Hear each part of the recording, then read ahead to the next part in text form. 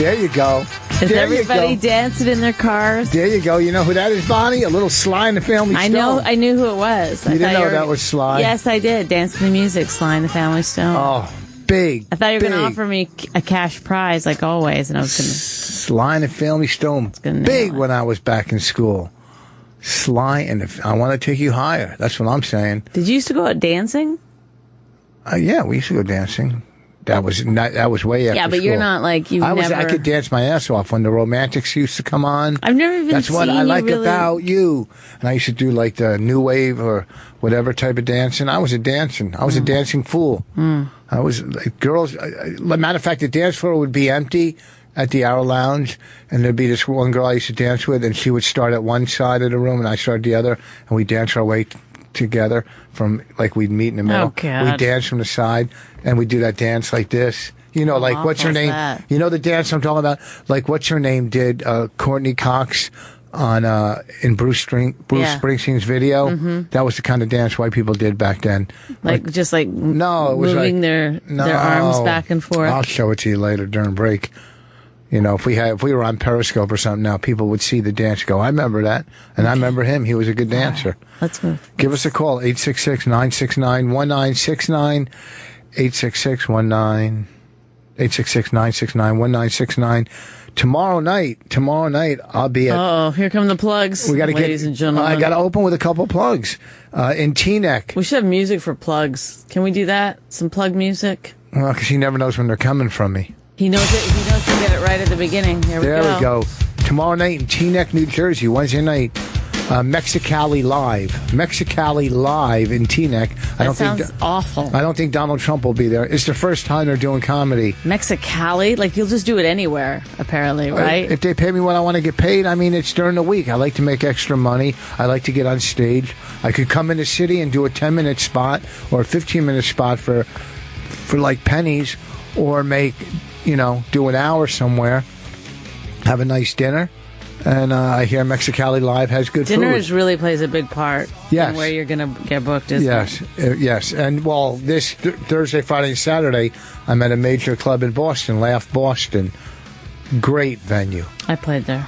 I cannot wait to get up to Boston, have some lobster rolls, play some golf, and do Laugh Boston. And Bonnie will be at Governor's in a couple of weeks in Levittown, Long Island. 18th, 19th, I think. In Something Levittown. Like that. Whatever the weekend is. We are fried, folks. We are fried. We just got off a plane from L.A. We got up, what time this morning? 4 o'clock? 4 a.m. 4 a.m. And our flight was, I don't know. 7 a.m. 7 a.m. And, I mean, I was in first class. This is the thing, though, you have to...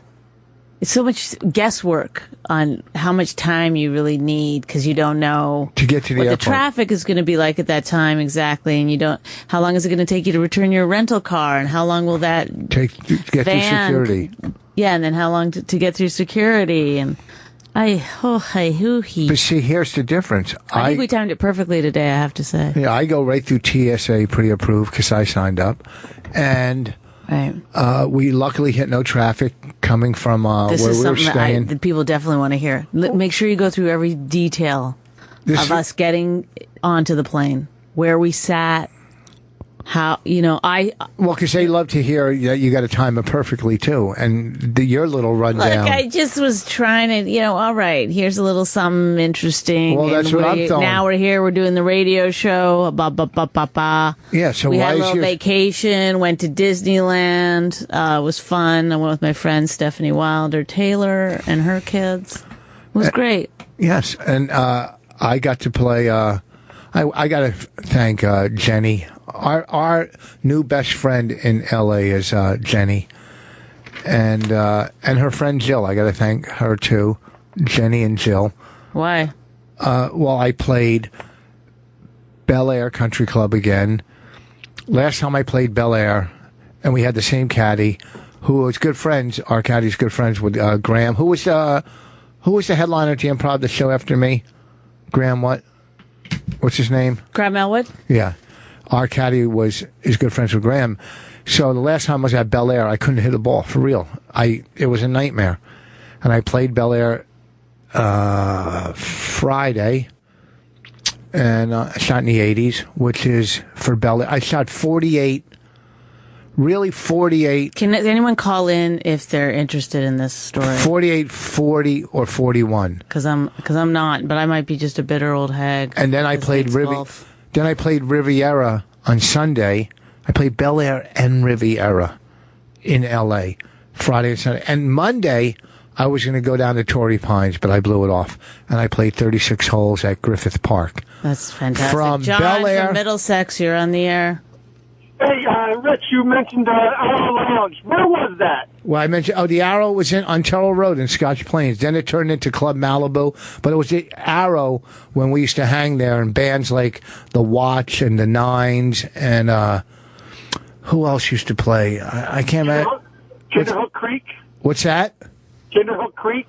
I don't. I can't remember that name, but I think they were more of a Forest Lodge band.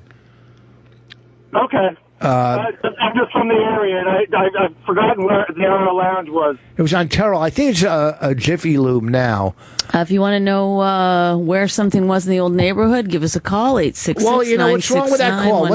Are you going to be sarcastic to everybody? Are you going to be mean? Yes. I can't help it. I'm in this mood. This is it. You're an ass. I've been hired to hate you. And that's what I will do. Well, don't hate the goddamn callers, because the guys wants to walk. I'm not hating him. I'm just mocking a little. He likes a little walk down memory lane where, I had some great times. Do you know how many girls I used to pick up from the Arrow? I don't know. Oh, I accidentally let that guy go. I didn't mean to do that if you're still listening.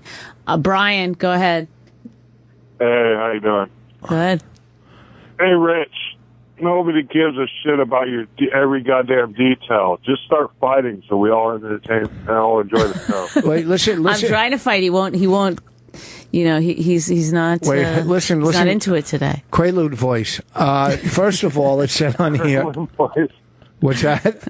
You call me Kremlin voice? I called you Quaalude voice. I can't understand you, dude. You said you don't care about golf, but you just want us to fight. Are you married? No, I actually enjoy playing golf. I play quite a bit. It's just that nobody cares about your round. Listen, tell the truth, if you played Bel Air and Riviera, within 3 days, don't you think you would want the golf world to know that as a golfer? No, all it is, I went golfing, and then you go on to the next step. Yes, thank you. Wait a second, though. We have a different opinion. Keith from Louisville. Yeah. I am dying. I would kill to play Bel Air or Riviera, and Rich gets to do them within 48 hours. And here's the deal, Keith. They're two complete different courses. Now, what's his name? Brian. He says he plays golf, but he wouldn't like if you play Pebble or if you played Augusta. When you play a top course like that, you want to talk about it and tell people, hey, guess where I play? I mean, I've played Harbor, I've played them all, Innisbrook and stuff. But when you're playing Riviera, which is a course they hold tournaments at, and Bel Air, when you play Bel Air, it's like playing golf in heaven. I'm telling you, it's like walking. You feel like Warren Beatty, walking through heaven. I'm telling you. And same with Riviera. It's a whole different ball game and lifestyle. So why don't you, Keith? You were talking. Go ahead. If you were talking about playing a round that you did at your local public course, I could care less. But you're talking about two of the best courses, and they're both in the city of L.A., and you got to play them in the same weekend. Yeah, you tell Brian. Tell Brian what you think. Yeah, I live in Ontario. I'm not driving to L.A. to go play. That's just absolutely ridiculous. Give me a 12-pack, and then I'll go play. I mean, the obsession you have over golf is just, I just don't understand it. That's all. It's not an obsession. I'm just talking about nice places. Look, Brian is a golfer, and he's not obsessed. Keith, are you obsessed with golf? No, I like to play. I like to play a couple times a month. It's fun. You go, Rich knows. I think the obsession is when you hit that shot, you hit it good. You go, oh man, that's great. Like it's the best feeling in the world. But then when you fuck up, it's like, God, you fucking suck. Right. Yeah. But Keith, we were asking Keith that, but go ahead, Keith. I don't want to interrupt Quaalude voice there. He's on a roll.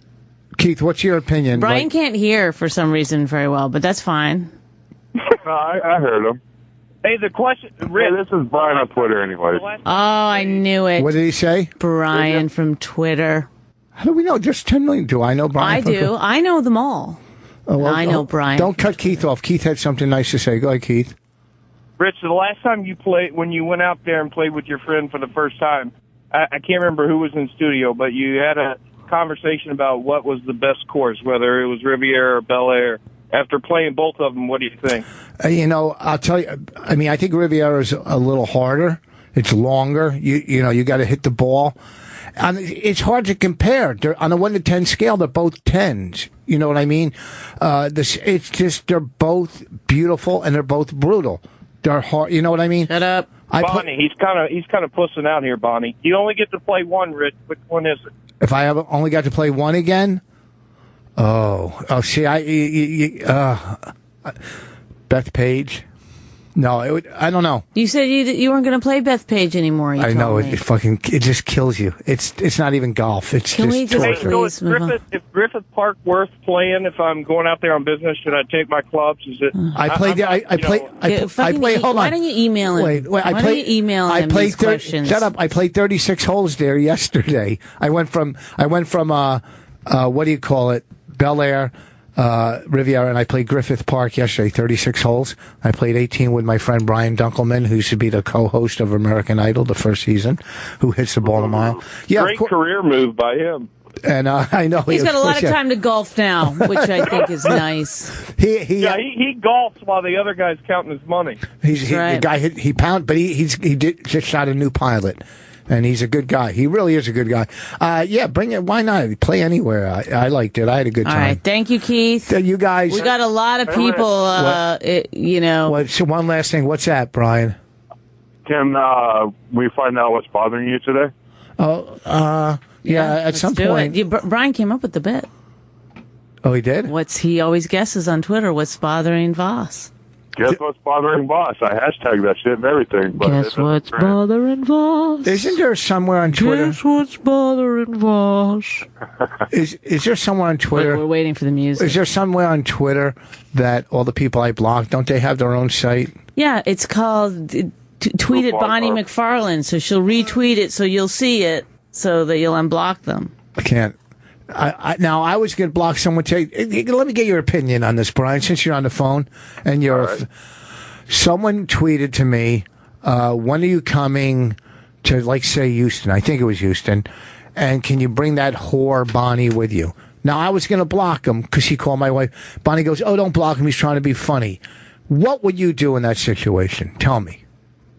I would probably just ignore it. Thank you, Brian. Oh, he's from Canada, though. I'm from California, dummy. Oh, okay, stupid. But you said you're in Ontario. Yeah, Ontario, California. Oh, isn't the Ontario Improv is? Oh, yeah. I thought it was Ontario. Isn't there in Ontario, Canada, too? I thought. I'm sorry. Is there, Rich? Yeah. Might there be also in Ontario, Canada? Are you really questioning in your own head right now? No. If there might be. Is there a Montreal in Canada? I think there might be. It might be a... Is that Winnipeg? Now, I've heard that before. Is that Canada? I think that might be in Canada. Yeah. I don't know. All right, guys. I'm going to hang up and listen. Take care. Bye. Okay, a lot of people are really pro-Rich. Okay, I'm going to take these golf calls, but let's speed it up. Let's Mark from Canada, go ahead. Hi. I've never been down that way, so I wanted Rich to give me more detail of the golf course. How many holes, what kind of putter he had. Yeah, thank you. See, that's sarcasm. So he's not really on your side. Yes, he is. He is on my side. It's a riveting conversation, and I love Rich. I have three different. I have tons of putters, but I use Odyssey on the road. I have two Odysseys. I have a Taylor. I have a Ping, but I've been using my Odysseys lately. The one on the road I use is a Claw, and the other Odyssey is a new one with this cool face on it. Okay, thanks, Mark. You see what you've done now? You see what you've done? All right. No problem. Talk to you later, Mark. Where else we got here? Justin from South Carolina.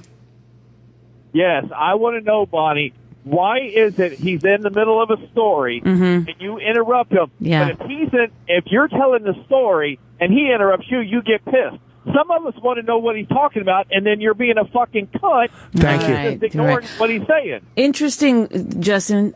Interesting thing that Justin just called me a cunt. No. You're like, you're No. right. But somebody No. tweeted you that are you bringing that whore with you, and you were like, he didn't know. No, see, that's the difference. No, he didn't call you a cunt. I said you were being a cunt. I said you were acting world like a of cunt. difference. I'm Yes, sorry. he Yeah, didn't no, call you're you. right, Justin. I apologize to Just you don't think there's a difference when he says you're acting like a cunt? Fucking bitch. Yes, thank you. Thank you. And he's so Why upset. do you have to be such a fucking bitch? He's Well, that's so what I get upset. paid for, He's so Justin. upset. He went from. I like though that Justin doesn't see the irony in his own behavior right now. But he went. He's so upset. He's like calling someone out on being a bitch when he's being such a douche himself. But he's so upset. He's almost sounding gay. He went from. He's like, male, he's getting literally hysterical. And I. I tried to hit on you in Atlanta, but you wouldn't let me while you were selling your little CDs out there. Who, me? Yeah, you. You try to hit on me? I don't know. I would remember a guy hitting on me. Yeah, he That's would. never happened. Are you that someone's hit on you and you haven't taken him up on it? Is that what the... Are you thin or are you bigums? I'm a thin guy. How come I didn't respond? It's weird. It's weird. Like, how did you? You must have like some. Was half of your face paralyzed by some stroke or something? No, it was because the Jew came out and you were trying to honk your CD. Oh, you know what? Have a conversation. We're in Atlanta next month. We're doing some festival there. Are you? Yeah, if you could hit me in the head and knock me out for a while, you've got some time. What's it called? I got some golf clubs that ain't no big deal. Which one do you want? You want a 6-iron, 8-iron, 4-iron? Hit it with an 8. Outstanding. Thank you. But we're doing a festival in Atlanta next month in October. I got to look up the name of it. Red Clay or what's it called? It's a new festival. I believe it's Red Clay Festival. Is that what it's called? Why would it be called Red Clay? I hope my voice isn't too harsh for you, Justin. Why not make cut? You better leave him alone in case I have What if I have another shot with him next time I'm in Atlanta? All right, thanks for calling, Justin from South Carolina. I never asked if he bought the CD. Okay. We got tons of calls. People missed us. Oh, you know what? Real quick. Wait. Okay, yeah, go ahead. We weren't here last week. I hope you guys had a chance to listen to our live podcast with Arty Lang, who was extremely... You can only hear it on Sirius. You can't get it on our... It's not available on podcast. He was so fucking funny.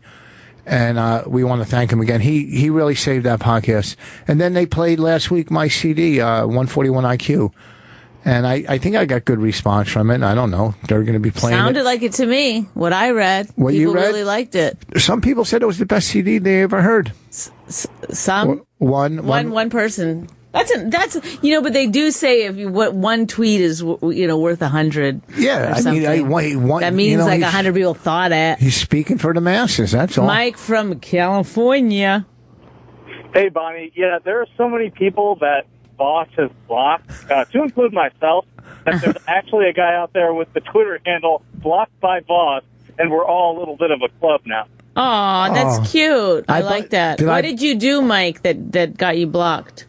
I retweeted something he tweeted, but I added his speech impediment to it. Just. Mm-hmm. Yeah, the speech impediment thing. He will not stand for that. So, why now? The thing is, though, people do bust on Rich a lot, through Twitter. When I get tweets all the time that are a little.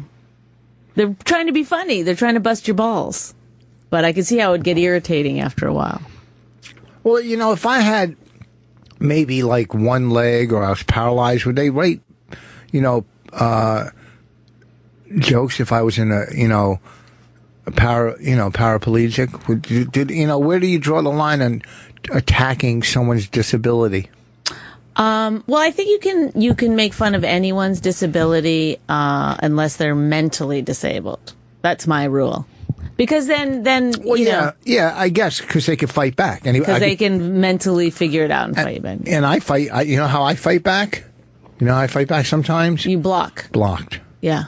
But sometimes I give people second chances, and I tell them to redeem themselves. And the problem is, and we've said this a million times, Most of you people aren't funny. You're not funny. If there was They're something not. funny, then Mike, were you trying to piss him off?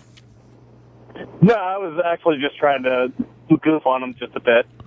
And so, do you think that you were blocked? Was it do you think he overreacted or? Possibly, but it really didn't bother me. Yeah. Why would it bother you? And why would you call if it didn't bother you at all? I mean, think about it. I mean, it's probably like a little bit thrilling that you even acknowledged his. I mean, to be blocked by me is just as cool as me, favoriting your tweet. Yes. Hey, We totally have a club now. That's the Blocked by Voss Club. Well, cool. where are you anywhere in the area of him coming up? Where does he live? Because he can't see your dates because he's blocked by you. Oh, he's in Cali.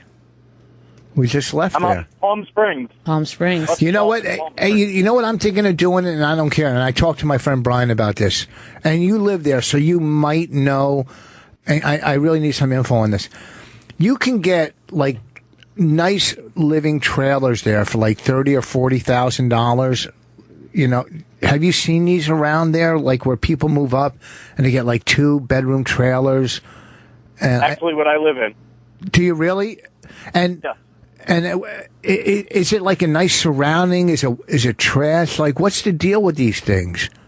It depends on where you go, but there are some nice RV parks, especially in the Palm Springs area, because it's such a destination and it's warm for the most part of the year.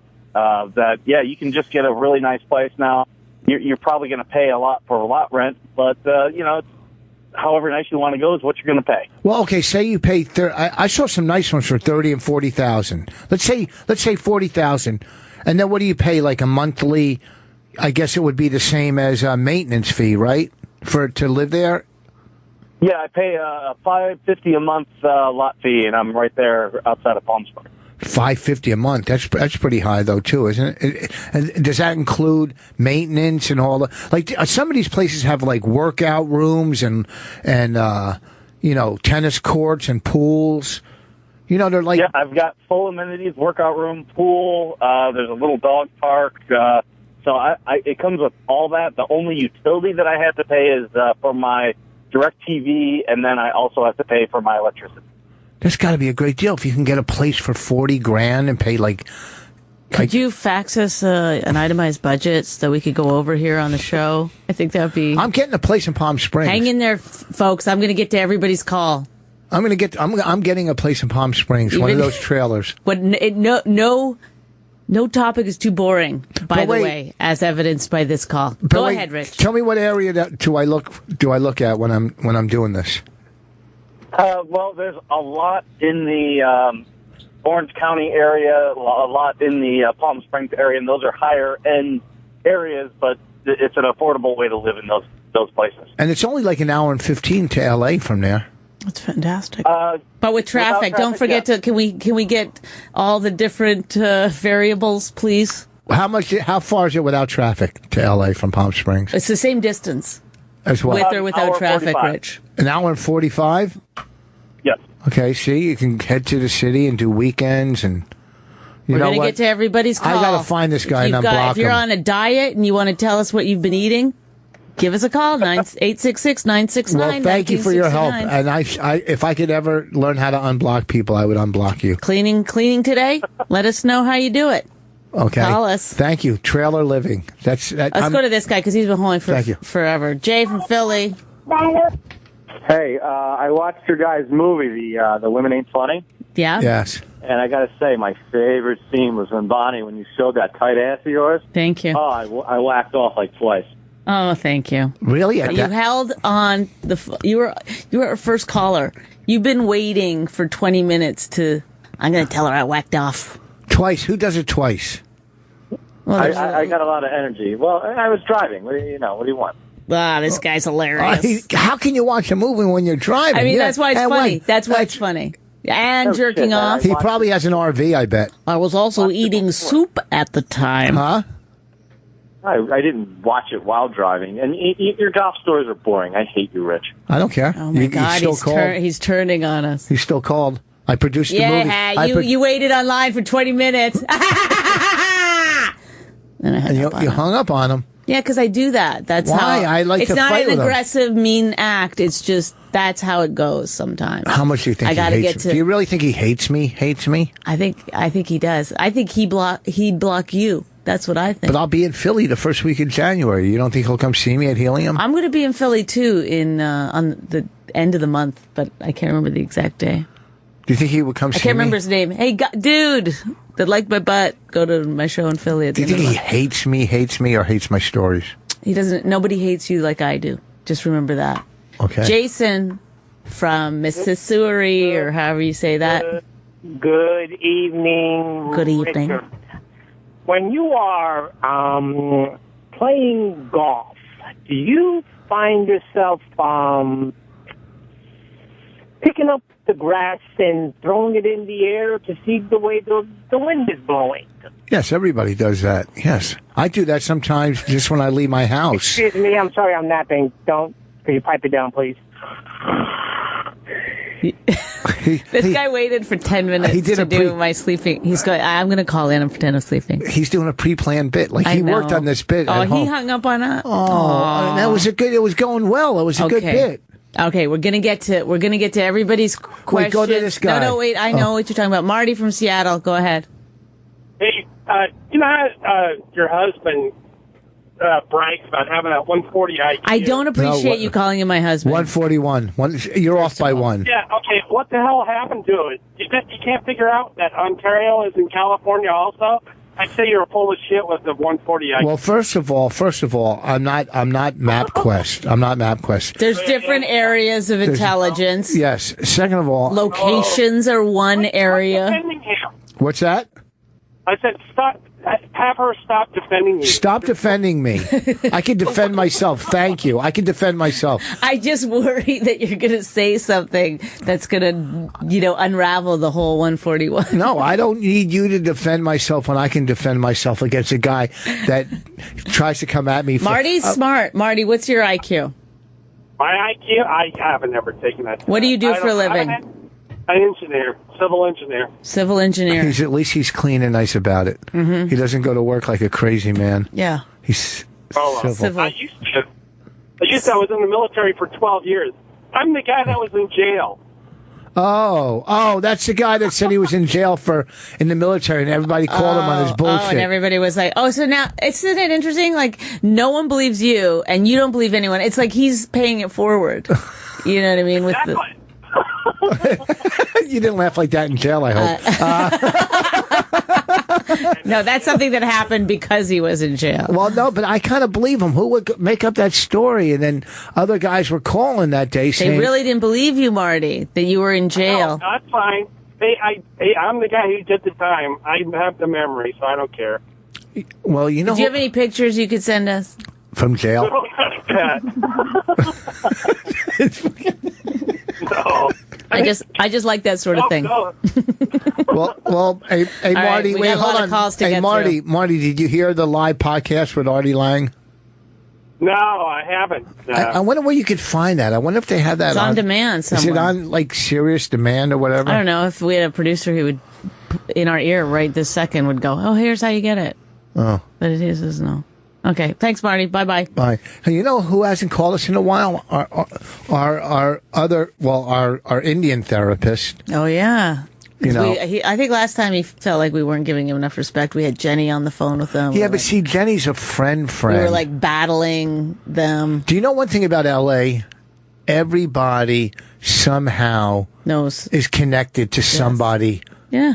I mean, they're all connected in L.A. You know what I mean? Not our friends. Well, we have Andy. Hello. From somewhere. Andy from somewhere in Virginia. You guys there? Virginia. Yeah. Hi, how are you? Did you tweet me earlier? Yes, I did tweet you earlier. What's the problem? Well, there's a lot of fucking problems, and I know I got like 2 seconds of airtime if I'm lucky, but... No, go ahead. No, we give a lot of space to this kind of thing. Well, I'm going to say something wrong, of course, but whatever. That's what we're hoping. I don't know a lot about you, Rich, but I was wondering, like, because I heard some crazy stories that you did when you were, like, hooked on drugs or whatever. But I was kind of curious. I was thinking today, I was like, what were you like growing up? Like, and then how did that become? Because your drug of choice was crack, like cocaine or crack, or yeah. Like, how does that? I mean, you don't find that, you know, in the public school, like coming out. You know what I mean? It's like, well, you know what I mean?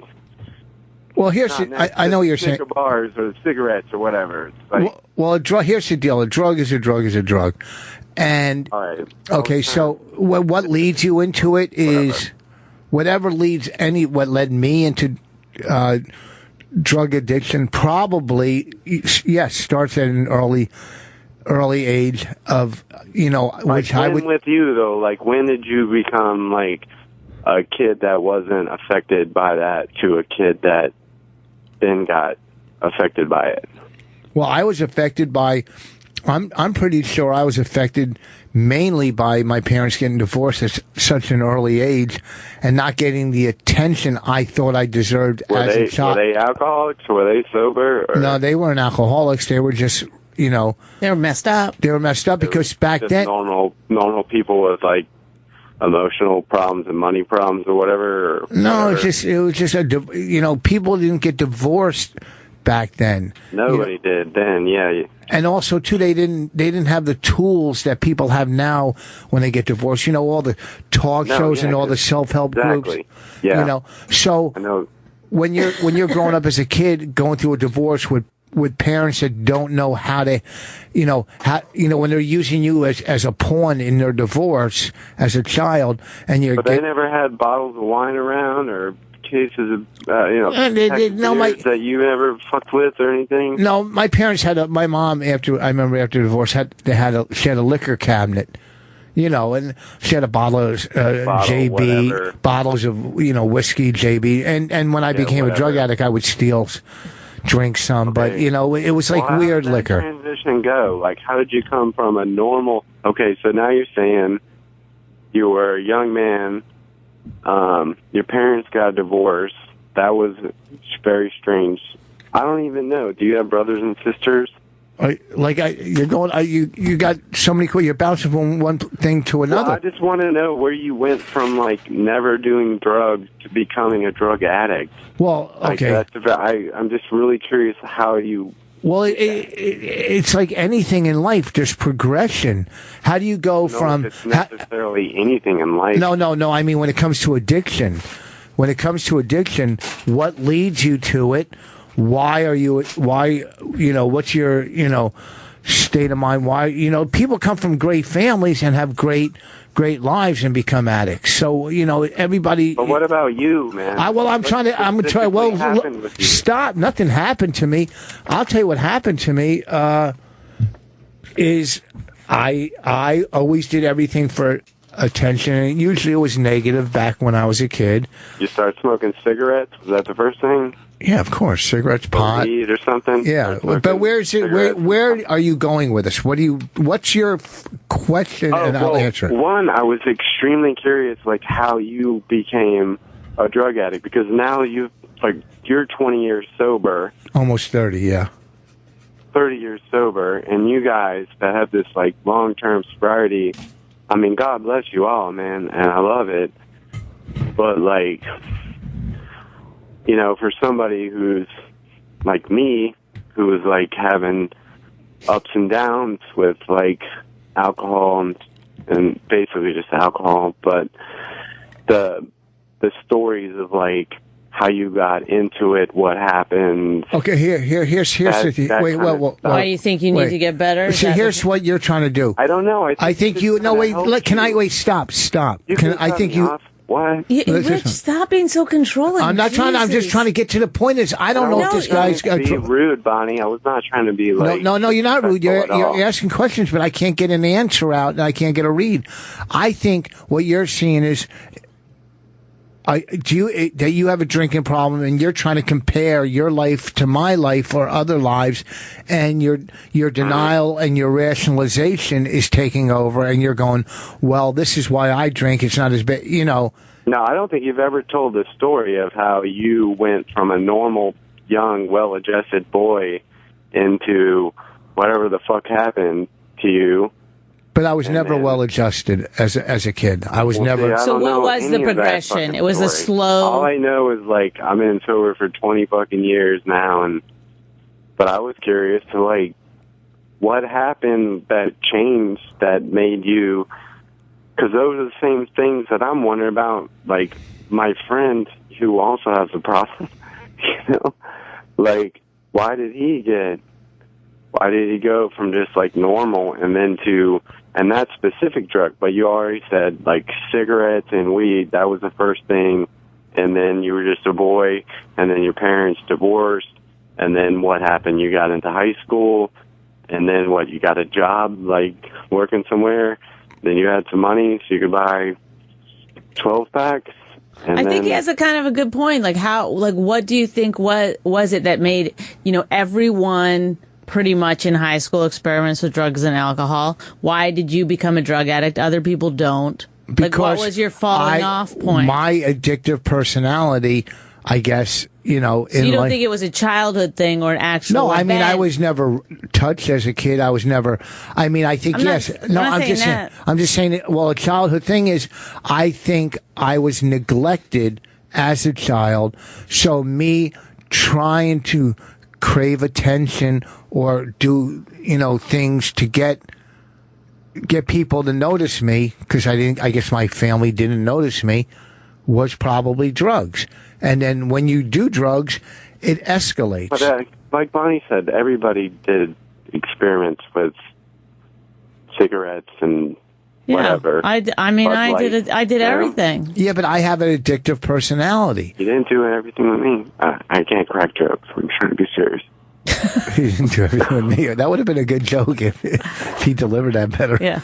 I don't want to get hung up on, but I will say that like Bonnie McFarlane is probably the most attractive comedian I've ever seen in my life. Come on, I can name three others. I can name three. I can name three men that are. I don't know. You said so. You're 20. Wait, taste, but I think Bonnie is fucking perfect. You have 20. Perfect. I don't want to sound like Jim Norton or Opie or anybody, but you got like perfect everything.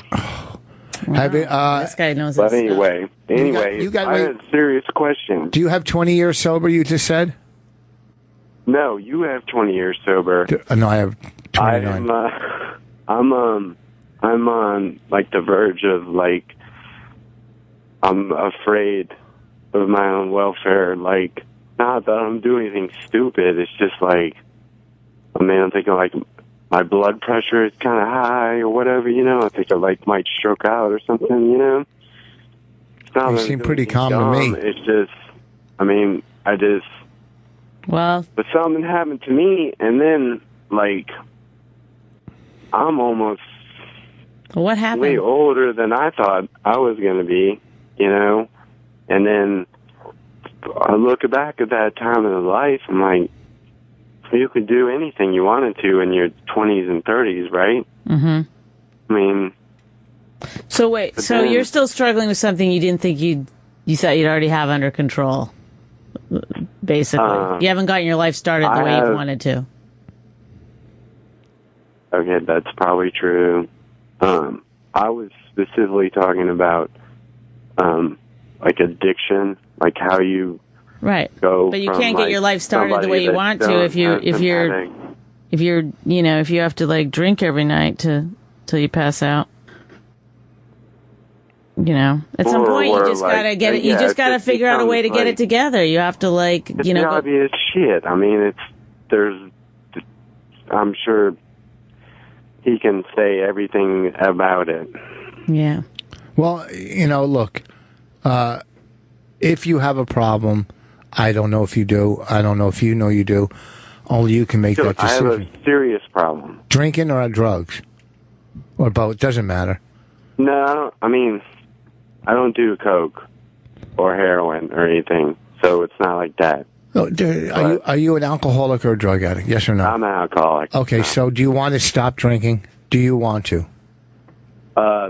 Yes, pretty much. Okay, yes, so you want to stop drinking? I want to control it. You can't control it. I'm an endurance athlete. Like I'm kind of like Lance Armstrong with a fucking alcohol addiction, dude. So it's kind of a little weird that way.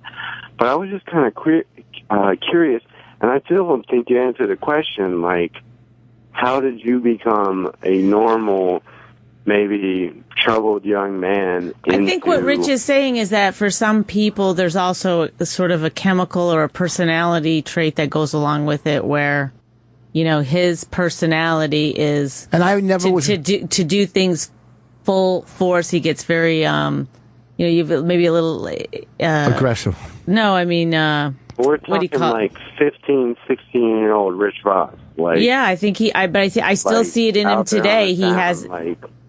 He gets obsessed with things, and then, I mean, obviously, I don't know if you heard the golf talk, but he gets obsessed with things, and then he just can't stop thinking about them and doing them or whatever. So, you know, when Rich finds something that makes him feel good, he wants to do it like 100%. So I hope you get some help, and listen, I think you're drinking now, so it's like a hard time, you know, talking to you about it. So, yeah, I apologize if I.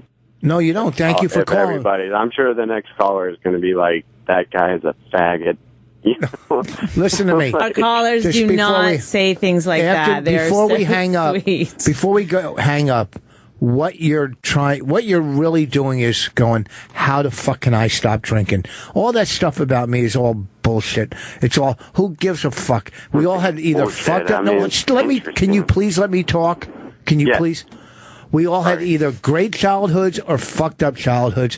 We all some became alcoholics, drug addicts, some didn't. Some got sober, some didn't. It's all fucking life on life. But it all manifests in some way. Yes. You know, everybody has their shit. If you have a drinking problem, and then how does Doug Stanhope get to be the best fucking guy? Who cares about it? Listen, stop. Do you want to stop drinking?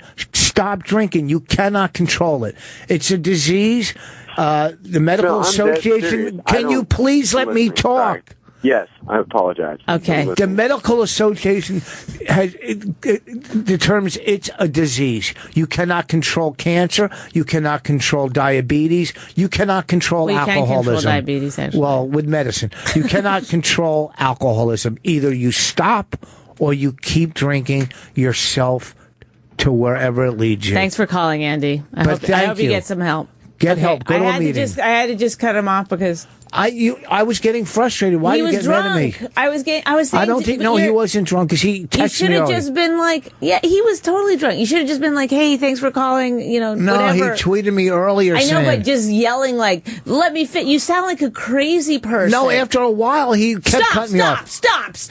I mean, are you kidding me? Are you kidding me for not fucking putting up with all these? I'm going to get through all these calls. You get mad at me for telling him to let me talk? Are you serious? Okay, I got another serious call coming up, but first I got to take just like a couple of like easy ones. Kurt from Colorado. Hey, how's it going, you guys? And first of all, I definitely don't want to be the first caller after that guy and call him a faggot. That guy is clearly in pain. I know. No, he's got problems. He needs help. He's got problems, but well, he came to the right place. My background has nothing to do with anything. He's trying to compare instead of identify. I know, but I actually thought for a minute it was a joke that he was like, I'm going to see how long I can get Rich Voss to talk about himself and not notice. That's why I was like, well, I was talking.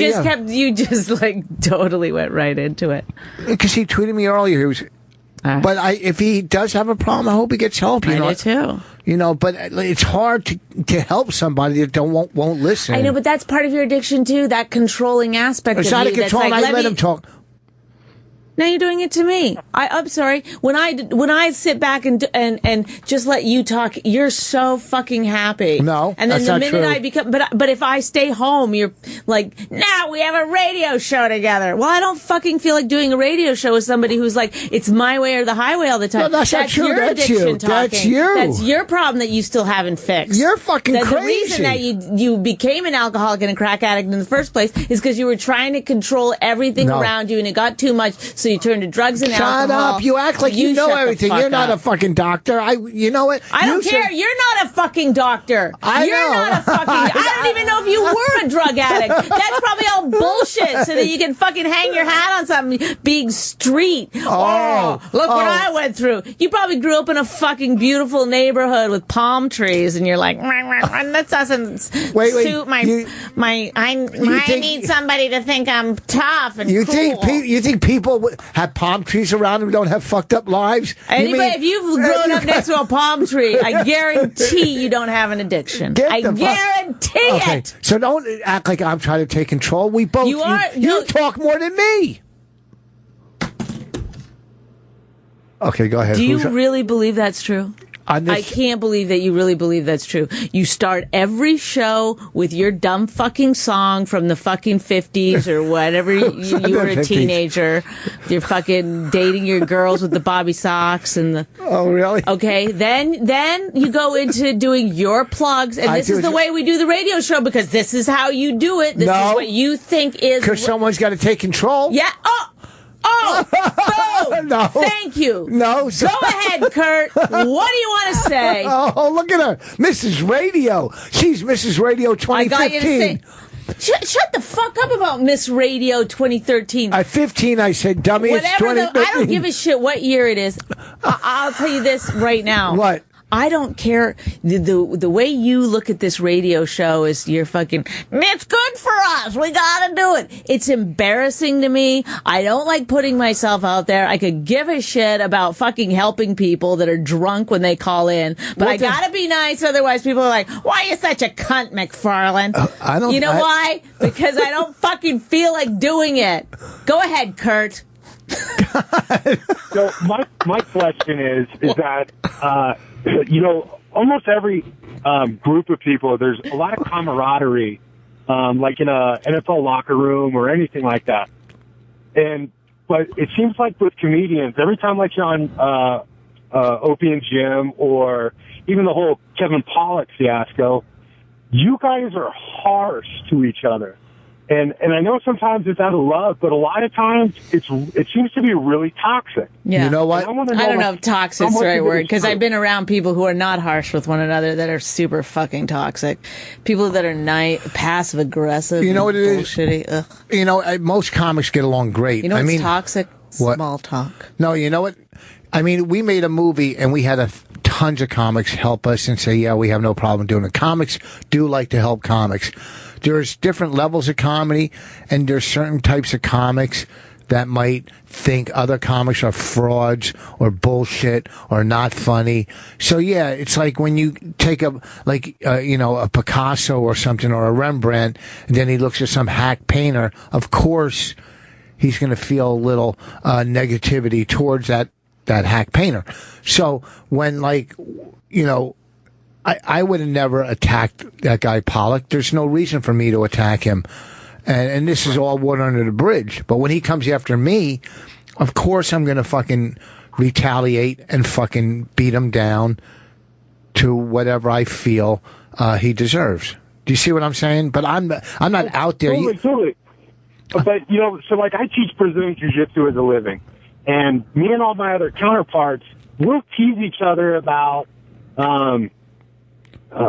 just how crazy their hair is or walk funny. But we never slam their jiu-jitsu. And you guys will sometimes make comments to each other about, you're not funny. And that seems to be like in a completely outside... Well, there's no boundaries. The reason people are comedians is because they just really can't abide by the rules of society. If Bobby or Colin or Norton or me or Bonnie or anybody, if we say that to each other going, you're not funny, you stink, that's because we're friends. You don't, like, Norton... But you said it about Kevin Pollak. Well, he came at me first. Sometimes this is the thing I'm trying to say. Sometimes you say it about somebody and you don't mean it because you're friends. Yeah. And sometimes you say it about But I would never have a guest on the show, and neither would Opie and Norton, and bring the guest on and go, well, you're not funny. I don't think that's ever happened in the history of any of us. Saying to somebody out of hostility as a guest, you're not funny. Listen, we got to take some calls because we got to... Does that make sense? It does. Well, thank you guys very much, and I love the show. And Okay, go fuck your mother. Shut up. Oh, that's mean. How about this one from Hillsborough? No, I gotta just take some of these. This guy's been holding. Then I gotta go to John from Queens, and then we'll take a break, and then people can stay on. Okay. The Hillsborough one. Andrew from New Jersey. What's up? Hey, what's up? First of all, Rich, you should have told that guy the reason you started drinking is because during the Depression, it was like the forbidden fruit, so you had to try it. I think he's saying I'm old. Yes. But, you know what? Boardwalk Empire. What a great. I have a real question. Go ahead. Why would you buy a trailer in the middle of nowhere in Florida? No, not in Florida. It's in California, in Palm Springs, California. But even does that matter, really? Don't you still have the same point to make? Because if you can get a 2-bedroom place around golf courses and an hour and a half from L.A. for $40,000 or whatever, as somewhere just to go to when it gets cold, wouldn't you do that? When it gets cold here, and then you go out to Palm Springs to your warm 2-bedroom place for $40,000? Yeah, you could buy a house in Florida for less than $100,000 right on the golf course if you really want to do that. Yeah, but the problem with that is in Florida, say you do get a place for $100,000 or $80,000 or $70,000, then you got to get hurricane insurance, which is almost impossible down there, right? Not if you live inland. You don't have to worry about that. Yeah, but see, and here's the main reason why. As an entertainer, why be in Florida? If I'm in Palm Springs and I'm an hour and a half from L.A., it makes sense. In Florida, will do nothing for my career. You're an old Jew, though. You fit in perfectly. Yeah, that back in the day, old Jews don't go there anymore. If somebody tweeted you old Jew, you would have blocked him already. And this guy's all right. He's just trying. Yeah. See? But you gotta put the Andrew voice into the tweets that you get. Yeah, Are you bringing that old whore Bonnie with you? I'm just kidding around. Bonnie, you know what I mean? You're lovely. What? You're lovely, Bonnie. We never say anything bad about you. Not this week. No, I mean, he got a tweet from someone that called me a whore, and he was gonna. Anyway, thanks for calling, Andrew. Appreciate your advice on that. We're going to go very quickly. John from Hillsborough. John? Hey, hi, Bonnie. Hey, Rich. How you guys doing? I got anxiety. I'm having anxiety right now. You're from our hometown, so... Yeah, I lived there 10 years. I'm not there any longer. Oh, so you haven't seen us around? No Voss's sightings? I knew the connection would get me at least up on the queue. Oh. Listen, I listened to you guys a long time. I really love both of you. I think you're both fantastic. One thing I just want to comment on is, Rich, I have a lot of respect for you. I have a lot of similarities in my life. It's coming. Things you've gone through. And I really, in addition to you're both good comedians, when someone calls up that has an addiction problem, the way you kind of step into a role to try to help the person, you do that. Jim Norton does that. And it's just something that I've been clean and sober for about 31 years now. So I'm very fortunate. And it's nice that people like you step out of your day-to-day job and try to help someone. And I just want to say how much I admire that. Thank you. That's nice. Thank you. Okay. Did the last caller, did you hear the one caller that called in? I did. How else was I supposed to handle that? I mean, I don't know. I think he was just going... He already just gave you a compliment. No, I'm saying... Can you give him more of a compliment? No, it's not a compliment. I'm saying, was that guy crying for help through asking those dumb questions about... No, he's struggling, Richard, because he does not want to stop drinking. He wants to find a way to control it, and we both know the answer to that, right? So yes. That's the reality, right? And he's just not really able to face it yet. All right. Thank you. Thanks, man. Hey, thanks for the call. Oh, sorry. Oh. Sorry. It's tough. Hey, when someone's saying nice things, you don't cut them off. I didn't mean to. It's a timing issue. I can't always do it right. He fucking was saying nice things about me. You could have kept him on longer. Joe Matarese, come get in on this call because I think you might be better than us. John from Queens. Wait, hold on. Can you introduce? Joe Matarese is here. He's a friend of the show, so I just figure people know. A friend of the show? What are you? Are you fucking kidding me? I've been on here once. We don't have people. We haven't had any recurring. Except for maybe Gary Colin Goldman. and Gary and Joe are the I'll introduce myself. I'm Joe Matarese. Hi, how are you, listeners? What do you guys are talking about? Well, houses? No, anything. This guy, John, go ahead. Thank you so much for taking my phone call, but I don't know where else to turn. I'm 19 days clean from methadone. Wow. I've been trying to get clean for close to a decade because I couldn't live with the fact that I was gay, and I loathed myself for it. And I don't know where else to go because I go to the rooms, ask for help, and when we're outside smoking a cigarette, all it is gay jokes. Look at the tits on her. Look at the ass on this one. And it's like, what do I do? Whoa. Well, they have gay meetings. They have gay. You could do, but I'm sorry. But what I mean, you know what? I don't know because, I still hide my gayness. But when I'm at meetings, I laugh, but it's hollow. When I go to meetings, I don't really hang out after I go to the meeting, and I leave. But there's gay meetings. What's wrong with going to a gay meeting? I do. Unfortunately, I live upstate in Monroe. One gay meeting a week.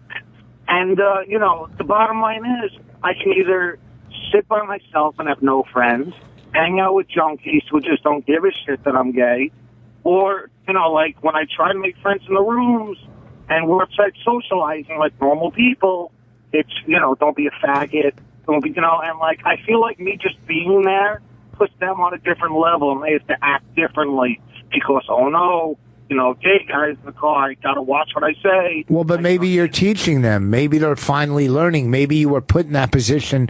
Maybe, if there's a God that he works in mysterious ways, that he's putting you into their lives so you could help them change the way they view things. Maybe, but you're there to get clean, or sober, and maybe when you're sharing at a meeting, maybe, hey, this is what's hard for me. I'm gay, all right, and I want to get sober, and it's hard. If I was black, people wouldn't be sitting here telling this joke and that joke. Exactly. Yeah. So if you share and put it out there, maybe you'll be carrying that message too.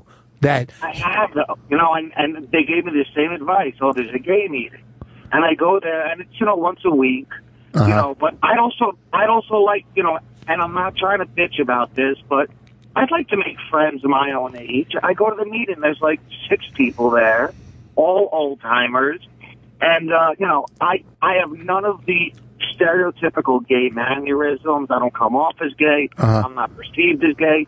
So when I tell people that I'm gay, they're like, "Oh, seriously, like you're fucking with me." I'm like, "No, I'm dead serious." And I've lived my entire life as a lie, and I'm tired of living my life as a lie. I have a quick question. If you're going to a meeting and openly saying I'm gay, why are they telling you to go to another meeting? Because you said they telling you to. Why are they telling you to go to? Suggesting. They're probably suggesting. Why though? Feedback. They're like, you might want to try a gay meeting. Well, I be more comfortable at. For him, they're saying because you're saying I'm uncomfortable here, right? Well, no. I mean, it's yes. Well, yes and no. I mean, I get uncomfortable when I hear them cracking gay jokes. And Rich brought up a great point. If there was a black guy in the room, they wouldn't be cracking black jokes. Well, here's the bottom line is, for 10 years you've been bouncing in and out. You got to do what you got to do to fucking stay alive. To stay alive, okay? Because the end result, especially if you were shooting dope and on methadone, whatever. I was a garbage head. I was homeless. I forget about it. I've done everything. Yeah. So there's, wherever you live, I don't know the area, there's got to be day or night or more. I'm sure there's more meetings than the 6 old men meeting. I go to the meeting, yeah. As many as you can go to, and you know what? Eventually, one will click, and because it just you're actually transitioning so many things right now. It's going to take a long time. You can't expect it to happen in 19 days. I mean. Of course. Hey, look who came here. It's not about, the bottom line is, you got to remember this in AA, in a 12-step program. Principles before personalities. Okay? You don't ask somebody from a 12-step meeting to build you an addition on your house because you don't know. Okay, but you ask that person, hey, can you give me a ride to a meeting? Hey, can you help me stay sober? Principles before personalities, because you have a room full of sick people trying to get better. That's all. So you got to. Of course. You know. Maybe you have to stop judging also. Is that fair? What? He needs to stop judging them also. Yeah. Because they're sick too. Of course. And just one last thing, if I may. Yes. To hear them at a meeting, we're all brothers, you know, be kind to one another, blah, blah, blah. I'm like, and they preach all this stuff, and, like, I hear it, and, you know, like, I love it, I'm inspired, and I just want to, like, make friends with them and grab their number and everything else. And then on the outside, they're, like, a completely different person. And homophobic like, and... Can you send me a dick pic? What I'm saying... Richard! Look, they're reading stuff out of the big book that they didn't write. Just remember, it's sick people trying to get better. You know what I mean? It's not better. You got to focus on you. You just worry. Don't pick up. If you find one good friend there or two good friends, then you've already. You know what I mean? You're ahead of the game. That's all. And keep my own shit because I still hate the fact that I'm gay. I really do. But that's a whole other topic. Yeah. Thank you so much for listening. Yeah, but hey, listen. It's going to get better. It's going to get better. I guarantee. I don't know how better it'll get. I know one thing: the obsession and compulsion for getting high will be lifted at some point. I know that. You know, and then just keep coming until the mirror. I said myself 6 months, and no, can't get much worse. Well, can't get worse. Yeah, wait for the miracle to happen. Don't fucking, you got to get, you know what someone said to me in rehab? Not to me, a speaker came in when I was in rehab, and they said this, and it always stuck with me. You know, you have a gift, and they said when God gives you a gift, you don't give it back. And you got a gift of being you're sober now, so you don't give that gift back because a lot of motherfuckers are dying and going to jail and going to mental institutions or marrying comedians.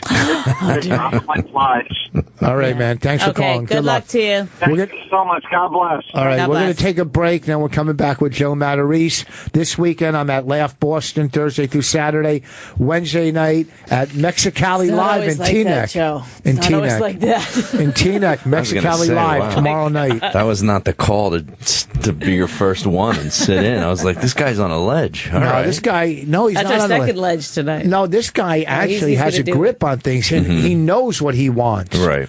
You know what I mean? At least he knows, hey, enough with the gay jokes. I'm just trying to get fucking sober here. Right, but he's probably, I don't know where he's living. I don't know. He's sensitive too because he's like, he's been covering up for so long with drugs and alcohol. And Bonnie yelled at me like she doesn't want to be here. She's like, I don't need to do this shit. I don't want to be here. And she's I don't need to be controlled. We can deal with that. No one's controlling. No, because I'm not starting a fight. And don't stick out your bosoms like, hey, Joe, look what I got. Hey, look at my bosoms. Hi. When you're not a young. So glad you came. You're not a young girl. You don't have tits anymore. You have bosoms, okay? Oh, God. Didn't Raina say that in the car? Raina said bosoms the other day. You know what I said? Raina, cover your ears. She's got her headphones on. No, she doesn't. We're supposed to be going to break. I know, but I want to tell the story. We can tell when we come back. Tell when we come back. Okay, thanks, Joe. All right, we'll be back. We are back, folks. Give us a call, 866-969-1969. This Thursday through Saturday, Laugh Boston. See? He does the plug. This Thursday through Saturday. His gigs. Laugh Boston. And tomorrow night, Mexicali and Teaneck. Do you have anything coming up real quick, Joe, you want to plug? JoeMatarese.com. You can find all my dates there. I know I'm doing something with Sebastian Maniscalco actually coming up at the Fox Theater in Foxwoods. He asked me to open for him. Oh, really? So that's the 12th and the 13th of September. And Paul Spratt. We have our guest, Paul Spratt. He said we've met, and I have no idea. We met once at Stand Up New York. Was I nice? No, not really. What did I? Was I nice? You just got off stage and I tried to talk to you, and you were not having it. Oh. Were you complimentary? Yeah, kind of. That's crazy that I wouldn't be nice to somebody who was. Well, you didn't have the greatest set either, so you were kind of.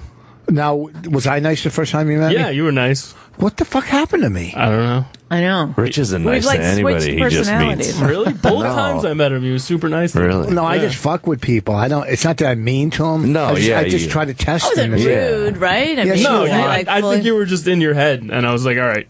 She's very bitchy, right? Oh God! I'm like, it's crazy. What happened to you? I know. I married you so people would think I was nice. In comparison, now you've gotten nicer. So And you get meaner. Yeah, no, I'm exactly the same. It's just it seems meaner because you've gotten nicer. You're more opinionated now than you've ever been.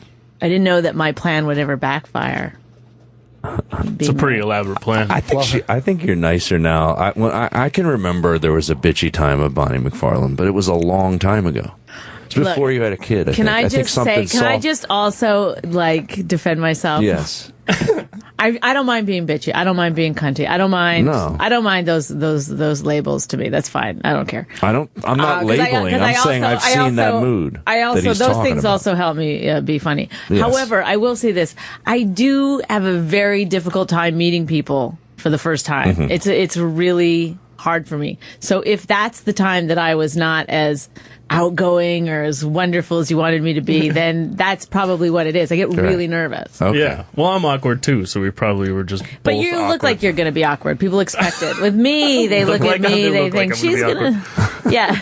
He's the most socially awkward guy I've ever met. Weird. He's doing well. You're doing well right now. How do you guys know each other? We've been friends for about 4 years. He was a comic who took my comedy class that I used to teach at the Stress Factory, and we kind of became you friends. fucked your student. I fucked him, and then I fucked him, and we became friends. So. And now, But now you're a working comedian. Yes. Yeah. Well, wow. So would you say that his comedy class helped?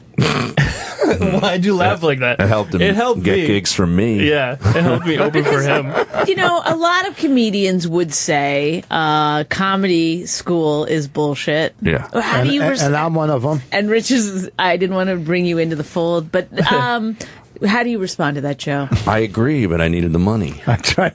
So you don't teach it anymore? No, I don't teach the class anymore. Occasionally, I'll tutor somebody on Skype for like an hour. I'll do something like that, and they'll give me money. That is so weird. Is that weird? It is weird. Sometimes they'll Skype me from their backyard, and we're doing a comedy school. Well, I don't think comedy school is terrible for people who don't really want to be comedians. Like if you want to learn, you know what I mean? Mm-hmm. It's like people that learn to do stuff. It's on their bucket list or something to get on stage. Yeah, that's probably 75% of the people that would take those classes. Probably like 90%. Yeah, it's like everybody's little mini But people dream. who really want to be comedians usually, and this is nothing against you, Paul, but usually they have comedians have this really high and really low self-esteem, battling it out at all times. But usually their high self-esteem is I'm going to make it faster than anybody else has ever made it. Well, I've never been. I wish I've ever had that self-esteem. You didn't when you started. I thought I was going to be a star in 2 weeks. Oh yeah, I was like Letterman within a year. I told some guy, I'm going to be a fucking star. I don't need you. This guy that booked rooms or something. This was yesterday on the phone. And you know what? I mean, those guys that were doing that comedy class or thing, charging these comics $6,000 or $5,000, whatever it was, they sucked me into talking and speaking when I was in Minneapolis. You know the guy I'm talking about? Doug Stanhope wrote a whole thing about. I know who that is. Yeah. I forget what the fuck. What was his name? But they were, charging these people, 2,000, 3,000, 4,000 for a weekend of seminars. Yeah. Really? And Louis Anderson was involved the first year or and whatever. Then one of the comedians that you had to see was you. No, that seems like a scam. No, I spoke, and then I sat with I didn't know what it was. I didn't know. I was in Minneapolis, and they go, "Hey, can you come in Saturday and do this thing?" And I go, "Nah, I'm playing golf." They go, "We can pay you." I go, how much? I go $1,000. And for a Saturday afternoon, I thought they just a portion of one person. I just thought, I didn't know. I thought they just wanted me to speak, to a group of people. Uh-huh. But then I had to sit with a group and go over the racks and this and that. Oh, and I said to them, I go, it doesn't matter.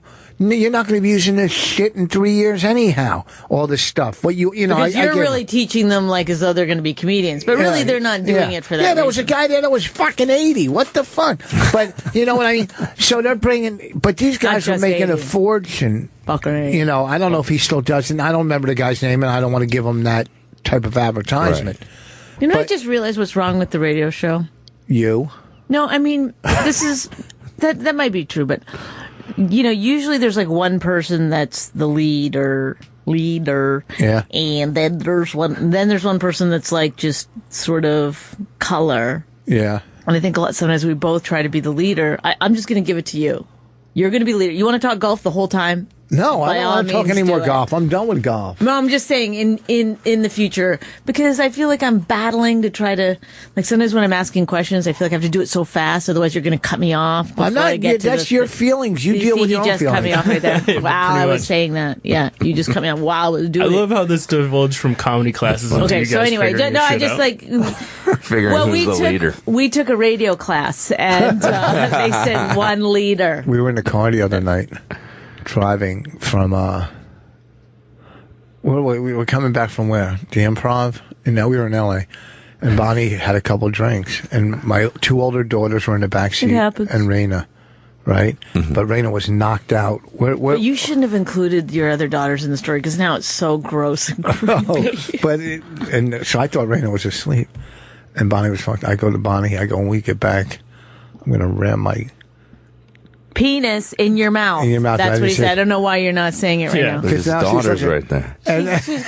She's got her headphones on. She's fine. Yeah, and then she starts cracking up. She wasn't really. She heard it. Yeah. Yeah. No, it's fine though that he was saying it in front of his daughters. They're 25 and 23. I know, but even they still, can hear. Really? That's like gross. They've had so many rammed in their mouths. They're fucking old. No. I know from my wife, if her dad says anything with a sexual, it freaks. It freaks her out big time. You don't want to hear your dad say that. I'm a guy, and I heard my dad once say that when he came to my bachelor party. And we went to a strip club, and my dad pointed at a girl and said, "Those are the kind of tits I like." And my God. It just made me almost throw up. I was like, because my dad is such a clean cut. Like, if you met my dad, you wouldn't even believe it's my dad. Yeah, but what about those mother-daughter strippers and mother-daughter porn stars? But Ellen laughs when I say that. You want to get Ellen on the phone? You get mixed up in thinking that, like, laughter always represents hilarity. It doesn't. Lots of times it represents, like, uncomfortableness. Hey, what's the hotline number? Is there a hotline number? Can you come give it to me? And I'm going to text my daughter. Can you come give it to me? In the face? Come on, Louis. I want to also say, I'm sure it's totally different when you're a comedian and you have kids versus, my father-in-law. He's not a comedian, so if he says something... You've never heard him say anything. Right. All of a sudden. Yeah, if you hear him, or my dad, yeah. I mean, if you're Rich Voss's kid, you got to be yourself around your kids, right? I know, but I do sort of think, like, don't make sexual jokes around your daughters if you're a man. Yeah, they don't like it. It's Raina, come here for a second. Get on the mic. No mic. So funny. Here. Well, I'm gonna text my daughter and see if she's uncomfortable. I know Jessica, my older daughter. An uncomfortable laugh. That's probably. But my daughter Ellen has a good. No, I don't. Look at him. My daughter. Have you ever done it in the front? In the front? Yes, I have. Has she ever let you look at her face? Yes. Put her right through. Put her right through. When she calls. Why, Joe gave us a compliment that's not, Bonnie doesn't think is a good compliment.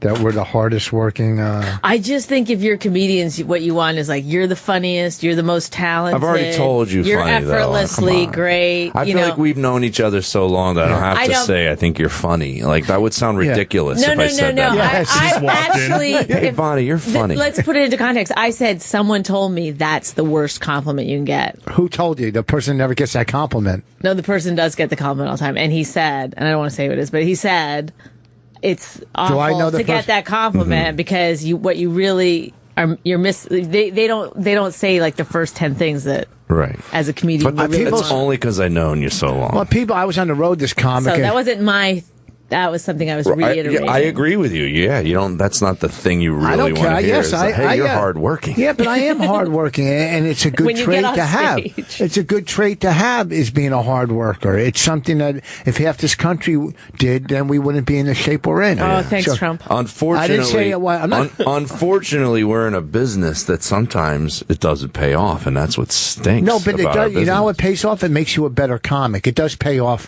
for you, and your peers. hours, but not financially. Well, you know what? But at least you sleep. You sleep with dignity. You're not a fucking hack. You're not some bullshit. You know what I mean? Yeah. You could work really hard and still be a hack. Oh yes. Yeah. Oh yes. I think so. Hardest working hack in the business. I mean, who's a hard working hack? Yeah. That's fucked up. There are some hard working hacks. There's comedians that work really hard that you just know it's like they're just spinning their wheels the whole time. It's like.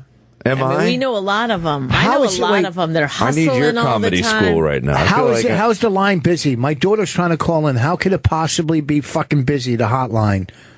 Call back. I value your opinions. I'm going to ask you straight out. Okay, ask me straight. Quit. Because like, honestly. What? Honestly, at a really, probably the hardest time in my whole comedy career.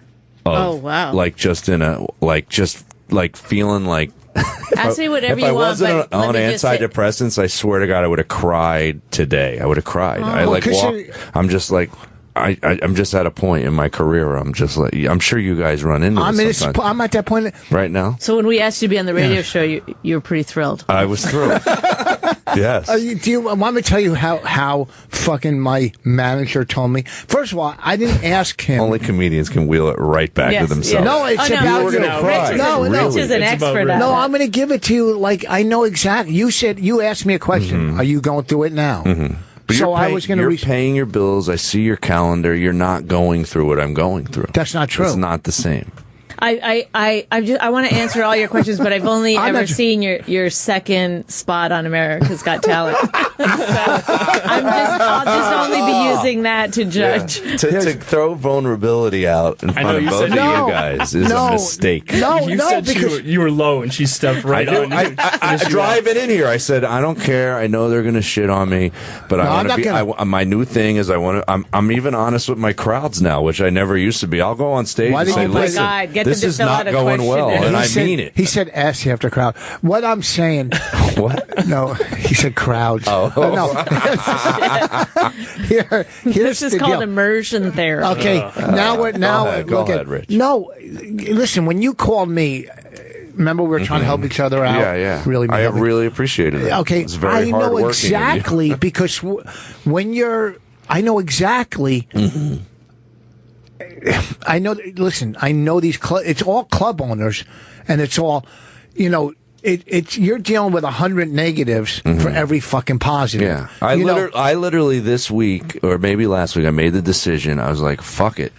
I'm just gonna start treating these clubs like a hot girl. I'm giving them no attention. I'm not even gonna call you anymore. I'm not even gonna try because it's pointless. They give you the straight out answer. If you can't pack my club, I can't book you. So I'm like, well, I live 20 minutes from New York City. That's exactly what a hot girl would say too.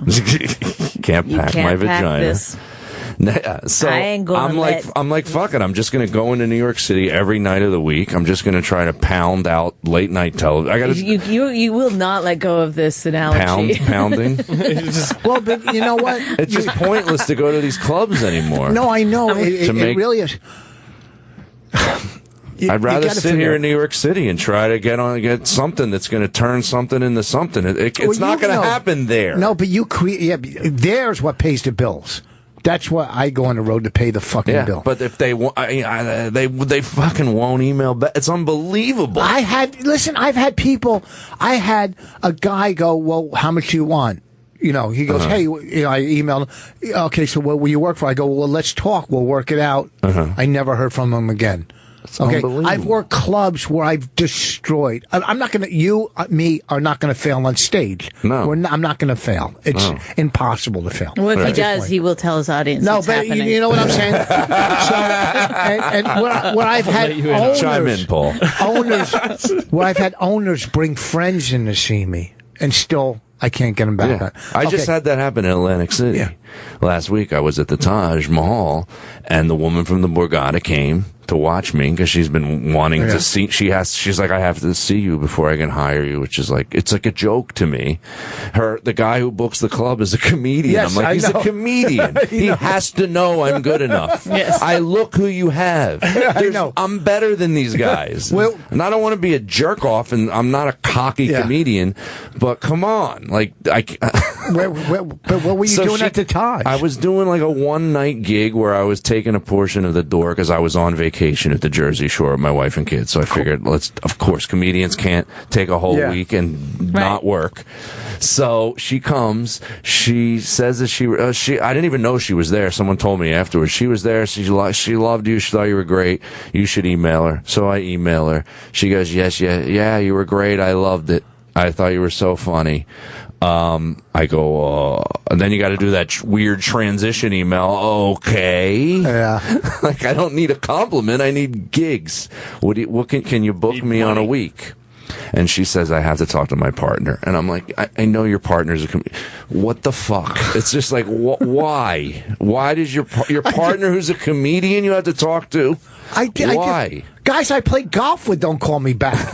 And I fucking do. I do good numbers at some places and they don't call me back. What is the steps of this? This is the kind of, honestly, this is the kind of speeches or whatever that you should give to your comedy class. Like, he would not be here right now. He'd be doing something else. Why is the line busy?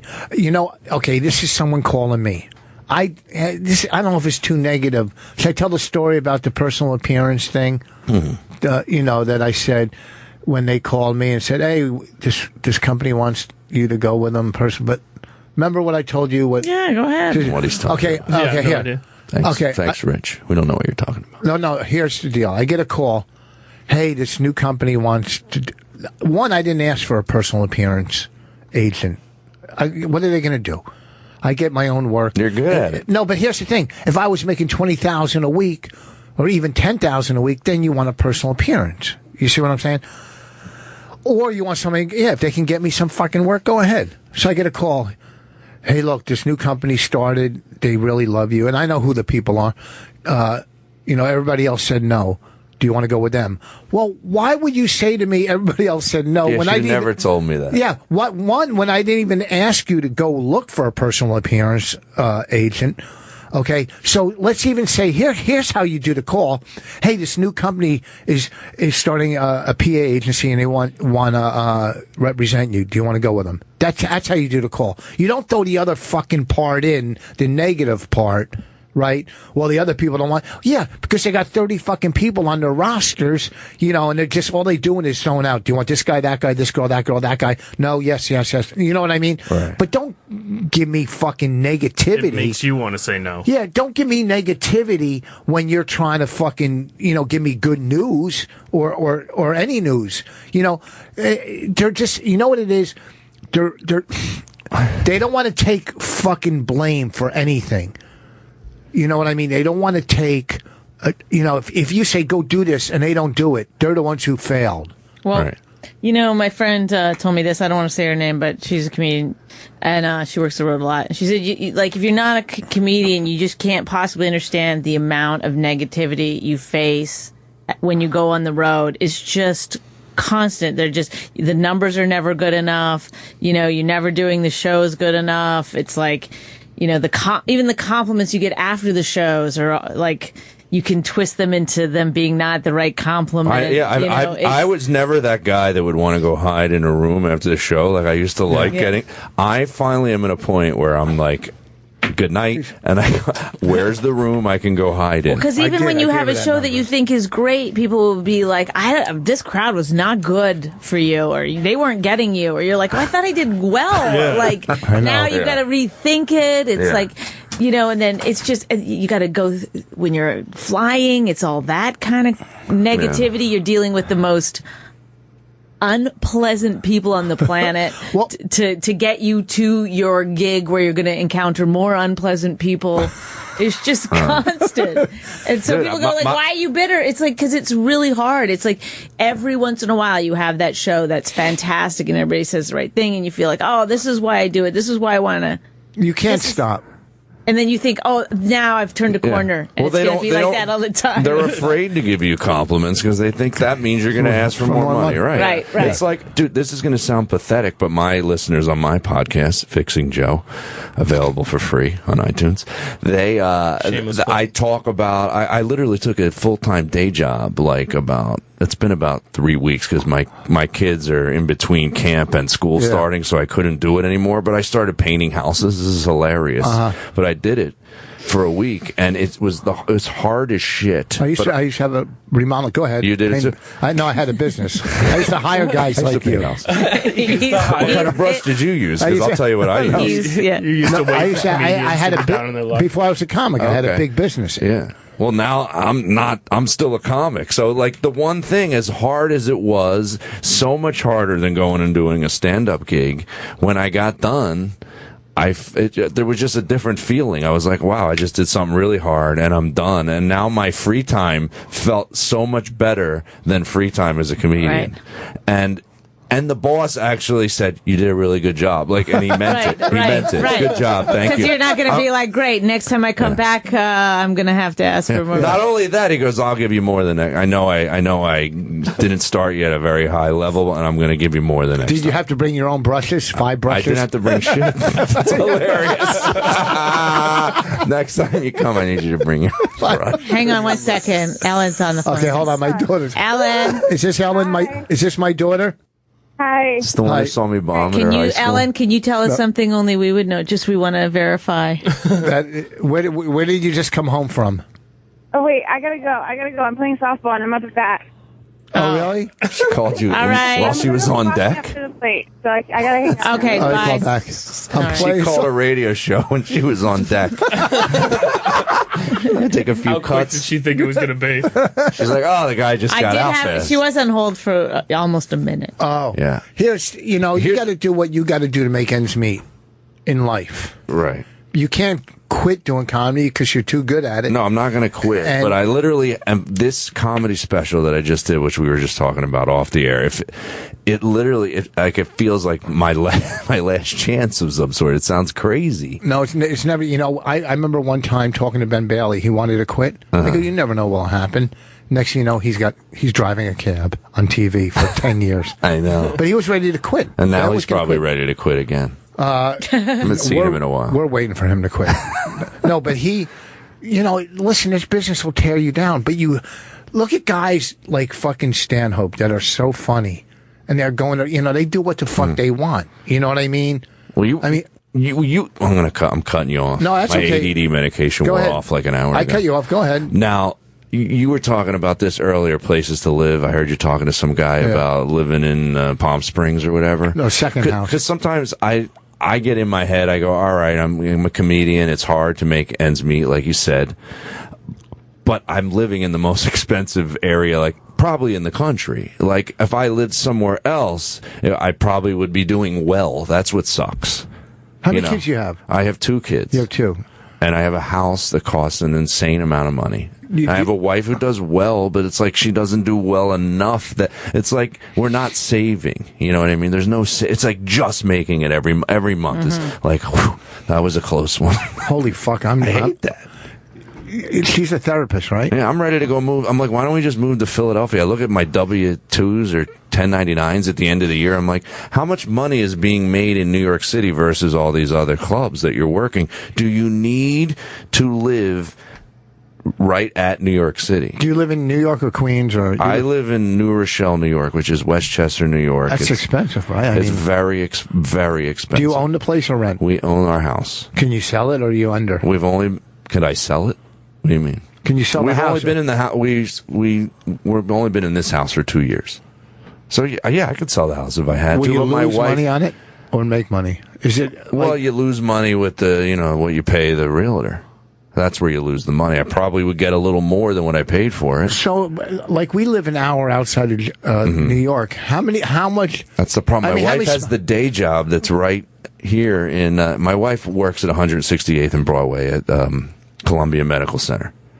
So she couldn't live in Jersey and drive an hour and 20 minutes over the GW Bridge. Take the train or maybe get separated. That's a lot of pressure that will come off of you. You know what I mean? I know you love your kids, but you can love them on weekends, can't you? No. We got a trucker calling. Go ahead, lady trucker. I work 70 hours a week. I'm off 6 days a month. Who fucking... Yeah, but you don't... Yeah, but let's put it in perspective. Yeah, but and it's hard what you do. Yes, you're a truck driver. But when you're done driving truck...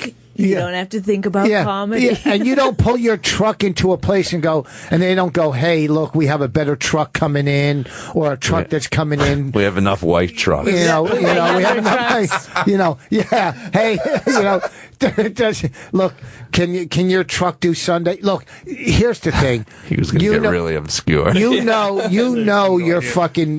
going to get paid.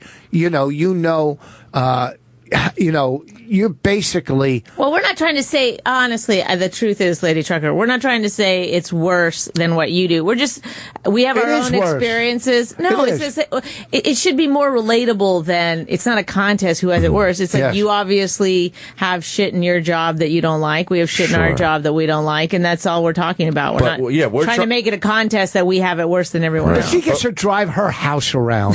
She can pull over and go in that sleeping cab and just go to fucking bed. How great is that? She has consistency, that's great, Rich. too. I gotta move out home with bunk beds. Isn't that cool? Nice. Sometimes I think, how great would a mobile home be? I want one so bad. God. That's what I just talked about in Palm Springs. I'm going to fucking buy a trailer in Palm Springs. I'm going to do it for our vacation home. Yeah. I have a couple friends that have trailer. What do you call them? Trailer. Is it a trailer RV? home or a RV? Trailer. I have a couple friends that have them as their summer homes. Like, they can buy one for like $20,000 and you put it in a campsite. And right by the beach. And it just sits there. Those campsites aren't free. No, they're like $500. I don't know if you can live in it. It's really hard to get a therapist to move into a fucking trailer park. Yeah. Lady Trucker, anything else you want to say to Joe? No, I get it. She doesn't have to find work, is what I'm saying. You have your job, right? Every week you don't have to reset and find a whole nother trucking job, do you? No, but the amount of traffic, and there's been an extreme amount of road construction. I had one day I went through 15 road. No, but it's like, it's true. Everybody has Everyone has their things. Yeah, but road construction doesn't make you hang the phone up and cry. Why? I don't understand why you would belittle her I'm not job. belittling her job. I'm saying her job. I'm not belittling it, but she doesn't have as much negativity coming at her. That's what I'm saying. I'm saying you guys are somehow making it a contest, and it's not. It should be more a relatable thing than like, oh, Lady Trucker, I have it worse than you because I have to deal with traffic, and somebody says you're not good enough. Oh, you're right. That's true. We like, also have traffic, and we also have had those. So there you go. No, I'm just saying, like, it's just every. I know. My dad's a fucking farmer. It's like people could be like, I mean. He has to rely on the weather in order to make money every year. He has to make sure that it's like not going to freeze too early or whatever. It's like, boo-hoo, there, farmer. Why don't you move into town then, you fucking asshole? First of all, you just stole Lady Trucker's boo-hoo. I know. I'm just saying, like, she should be, comparing to it's like everybody thinks their job is the worst. Well, I'm jealous of the new generation of comedians because, and Paul represents that. To me, you're jealous of what I got going on. No, the comedians when Rich and I and Bonnie were coming up. She started way before us, but go ahead. She did? No. Oh, I was going to say. Are you fucking kidding me? I don't know. She started 14 or something. They didn't. When we started, no one had a career, and they were a comedian. It was like you just started when you were like 18 or 19. You had no backup plan. So that's where I'm jealous. Like these comedians now, they have day jobs that pay the bills, and then comedy's their little gravy thing. None of them just bail on it at the beginning. Right. Yeah, I bailed at it. I didn't have a job ever. Neither did I. So I'm just jealous. I think it was Paul way easier to make money back when you guys started in comedy because now that's true. There's actually, a lot more. What are you kidding me? Now, look at people. There's good and bad from when we started until now. They have the internet. They have social media. People are becoming famous from fucking iTunes. I mean, from YouTube and the internet. which we didn't have. People are filling rooms because of the internet. But don't you feel, and I don't know if I'm wrong, I say this a lot, like maybe 10 or 15 years ago, there was work for just a really funny comedian. Yeah. But nowadays, it doesn't matter as much. It's all sales. It's the economy. It's life. Now, look. What has changed, though? Big business, quick fix. They still needed to fill their rooms then, but maybe. Well, but there wasn't as much competition then. There wasn't many clubs in town. It was a mom and pop club. There was no Walmart comedy club. There was no chain of comedy clubs coming into their town, giving out free passes and burying the mom and pop place. The mom and pop place was the place to go. You went there, you built up a following, and then comedy got bigger, more clubs came, everybody saw that club working. Hey, it's just like everything. You see something working, you go, I could do that. Then another club pops up, another one. Right. So now you got 4 fucking clubs in town. But don't they always say that there were more comedy clubs then than there are now? There's more now? No, there's way more now. There's way more. There was more one-nighters maybe back then, and there was less comics back then. So it looked like there was more. There was less comics. I'm asking you, point blank on me, what can a comic, not just a comic, what could I do to? Sometimes you think you shouldn't even have a Twitter account because they can see. They can see it right there. There it is. There's his drawl. This guy's got 7,000 Twitter followers. Right. It's there. I hate that. Yeah, you're almost. It gets to the point you're like, should I just go buy those fake Twitter followers so it looks like I have 85,000? Because you could buy fake ones. I know these comics that are doing that. But do they? They do it. I don't know. Sometimes I wonder because I see people's names. I think how. It's because it's bullshit. They don't have it. They're fake. But if I can figure it out, can everyone else? Is like, no, well, they're dumb. They don't have a TV show. They don't have like any web presence. Well, that's where how do they have 85,000 Twitter followers? Well, it's like you can't go too high. If you go 200,000, it's 85,000. Some guy who's really, could look like he could turn it into that number. I think you just got to do the rooms. You go into I do the other room in town. This week I'm working the club in Boston. It's the big club, but it's Labor Day weekend. I'm going to just sit. I want to come to your house and just sit there and watch what Rich does to turn these into dates. I want to see. It is pretty fascinating how he's good at sales. I can tell. He is. But it's not that too.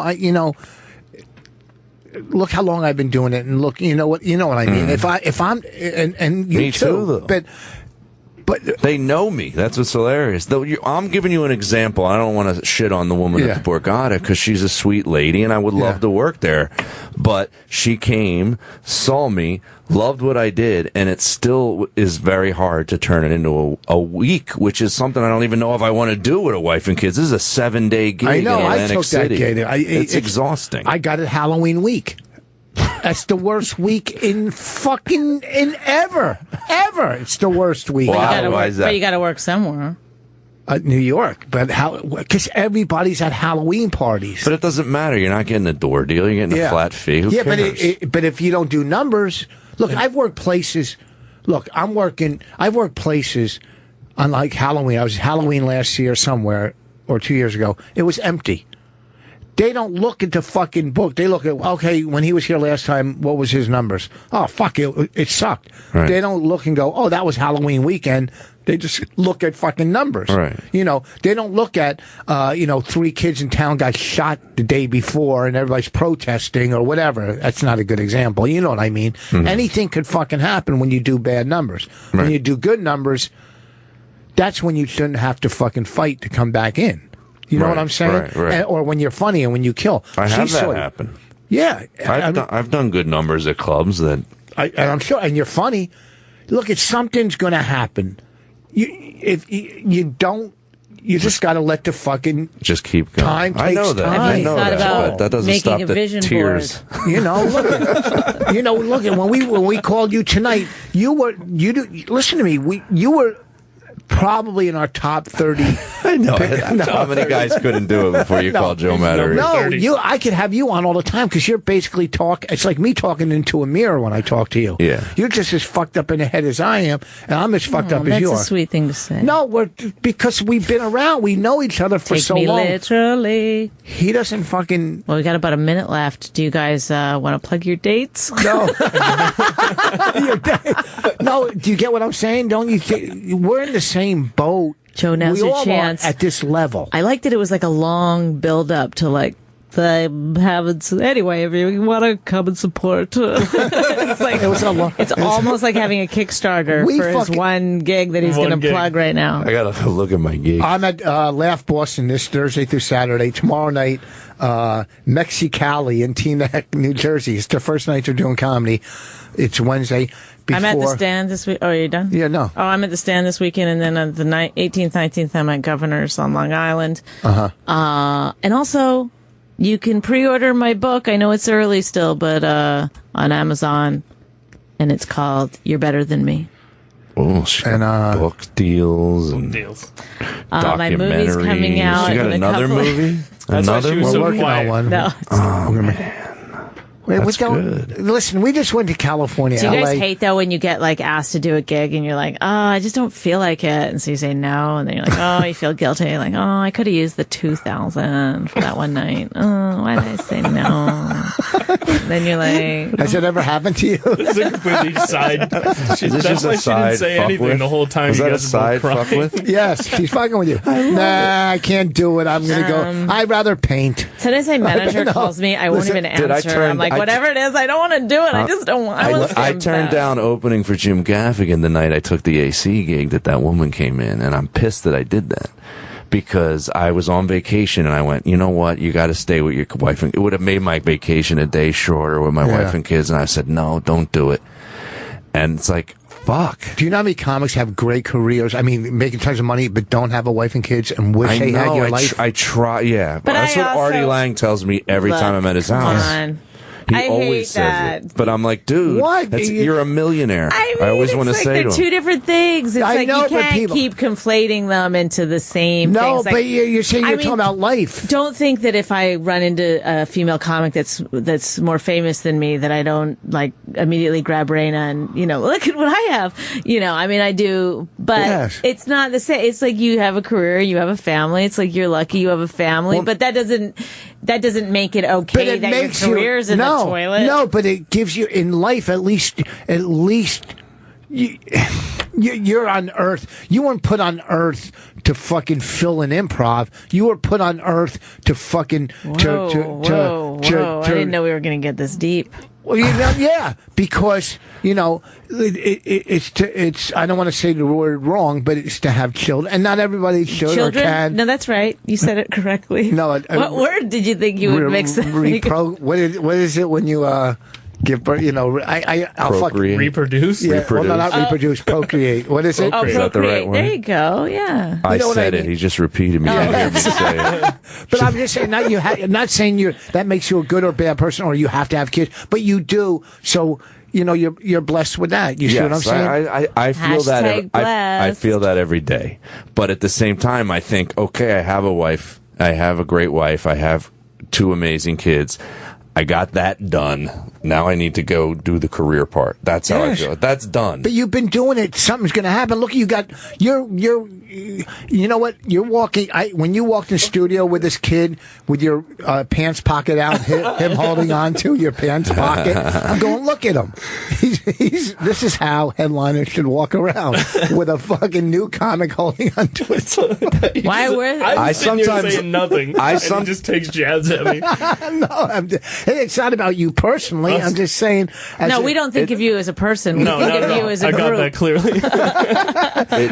This is going to sound bad. I don't want Paul to think I'm slamming him. Here we go. But it definitely helps to have guys around you that are newer. So you go, oh, you know what? I'm complaining, but I'm not working at all. It gets irritating though, because they're like, I got a guest spot at the wherever on the Friday, and you got to try to be excited about that for them. Like Paul has to go on during the checks at Stand Up New York. Like you have when to go watch him and cheer him on. I mean, no, but I can remember those days of I got a check spot. I'm going on at Stand Up New York. Right. Like, or those. That's because it was just a couple of weeks ago, Joe. Look, Joe, you're funny. You're going to be fine. I know. Paul, we don't know about you. It's up in the air. It's up in the air. Paul's very funny. I'm sure. Good luck, Paul. He's tapping into the brutal honesty. Thank you both for coming in. Thanks. No hey, problem. listen. Thanks for having me. Listen, folks, come see our shows. Go see Joe where he can. I didn't even plug my gig. Where is it? I want to plug the Sebastian gig because he was nice enough to contact me yesterday. It's probably sold out already because he's so huge. It's probably sold out. He sells out. He's on his 20th show that week to sell out. Probably is. It's Foxwoods in Connecticut, the 12th of September and the 13th. I'll be on all three of the shows he's doing there at the Fox Theater. That's great. I can't believe that when we called Gaffigan to ask him to have Joe open for him, Joe turned it down. We said, "Hey, do us a favor." We said, "Do us a fucking favor." This guy's down on his luck. Can you do He said, "No, I gotta do this open mic night on the shore." So a lady can come see me. I got to do the Taj as they're boarding up the fucking casino there. It's so true. It was in Scores. The gig was in a Scores. It was inside it? Yeah, it was inside a Scores. Like they have another room where they did the comedy. It was actually really nice. I had 9 openers. I don't think we're on anymore. I know we've really gone over. Oh, okay. All right. Well, listen, thanks for coming in. And thanks for supporting us. Listen to our podcast at Riotcast and listen to... And download anything the very funny Joe Matarese does. Yes. And look in the future for his friend. What's his name? Paul. He's going to be big. Paul Spratt. Well, Paul Spratt. He's got a show business name. Go fuck yourselves. He'll be opening for my openers. Yeah.